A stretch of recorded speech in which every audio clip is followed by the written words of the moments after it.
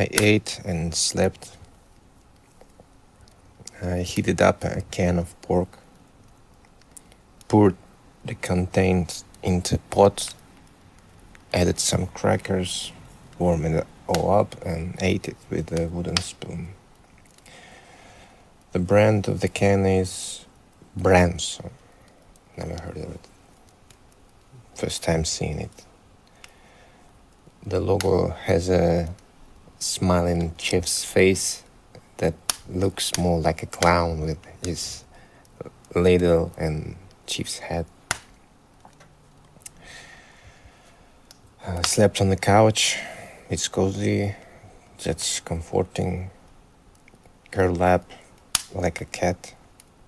The fireplace warmed my back.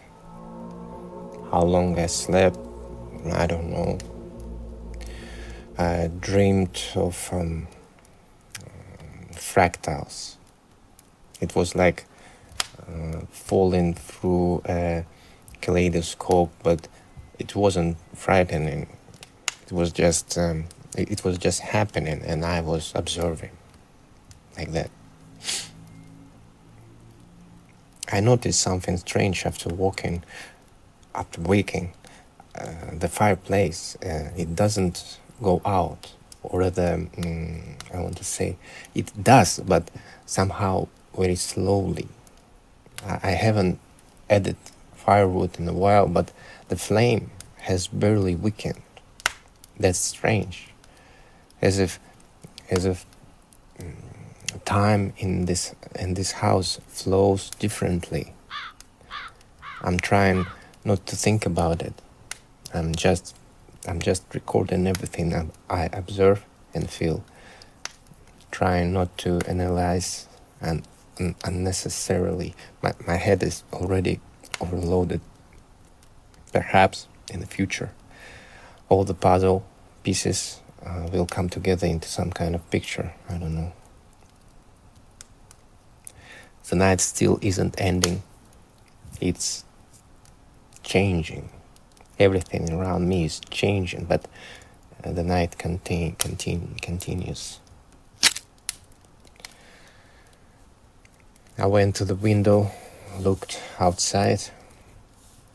Almost nothing is visible except the nearest bushes. The light from the house only slightly illuminates the branches, but beyond that, blackness, complete blackness. It's all as if I'm inside a black hole. Everything kind of exists, everything is real, yet at the same time it isn't. And something strange with time, but I've already mentioned that. The taste of the canned food, normal, okay. The label says the product is good until 2066. It looks like a joke. Now it's 2026. At least that the information stored in my memory. I poked around in the fireplace with the poker.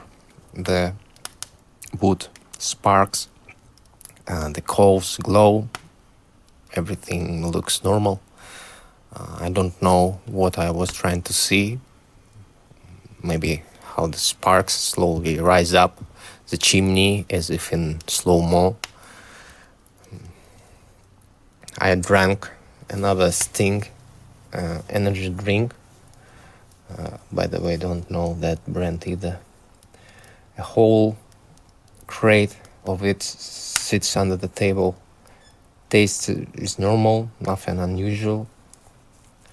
I went to the front door, pressed my ear against it,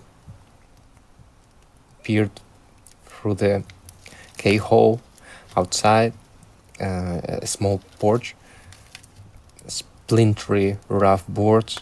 Beyond that, more black bushes. The paws of enormous trees jutting out from everywhere, and nothing else. After that, a terrifying thought came to me.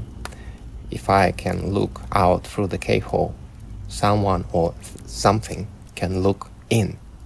It scared me so much that I found some electrical tape in the toolbox and taped over the keyhole. Then I sat down to write all this down. Outside, silence has closed in again, except for wild birds and the occasional rustling. It feels like the forest outside is some kind of breathing. Maybe I'm not inside the black hole, but in the stomach of some enormous creature. That's why everything seems the way it does. The longer I'm here, the more horrifying are the picture my imagination paints. The walls press in, the silence press in, and if there is a sound, it presses too, even if it's the sound of my own breathing. Questions press in, everything press. If there were no paper here, I would have already gone mad, I think. Or what if I have gone mad, and that's why all this is happening? Another question into the void. No, I don't want to think about that either. I need to try to remember something again, since I've returned to the table, but nothing more comes to mind. I'm stuck here in the house, and my memory there in the car, stuck in the car. I'm driving along a narrow road between walls of trees. It's raining. I'm calm. Driving away from somewhere. The road seems endless, but I like it. I don't even know why. I've always loved driving, loved the road. It doesn't matter where, as long as I'm going. The very atmosphere of the journey, it's an atmosphere of transition from one world to another, from one cell to another. Someone different always arrives at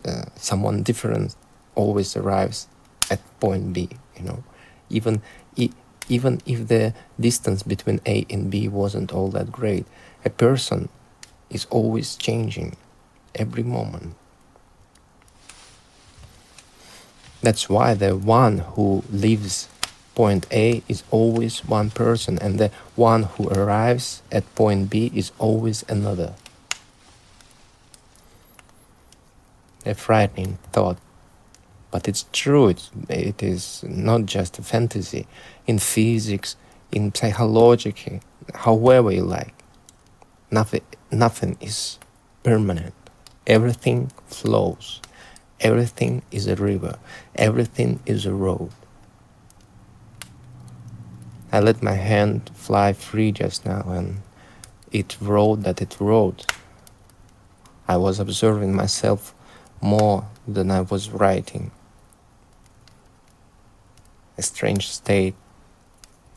Here in the house I'm locked in, but the paper, these words, these lines are themselves a road. Tires leave a trail on the earth. Souls leave prints in mud or sand. The nib of the pen leaves a trail on the paper in ink. A person flows with energy. My energy is flowing out onto this sheet right now. I'm driving somewhere along this sheet. I'm traveling through my own mind, exploring it. I'm not standing still. No, I'm not walking in circles. I am moving forward, step by step, word by word. I am advancing toward answers, toward myself. The I that began writing this is already dead. The I that is reading this now is alive. It's the same thing applies here is in a road trip, but the end of the shit, someone else arrives, not the one who began this journey.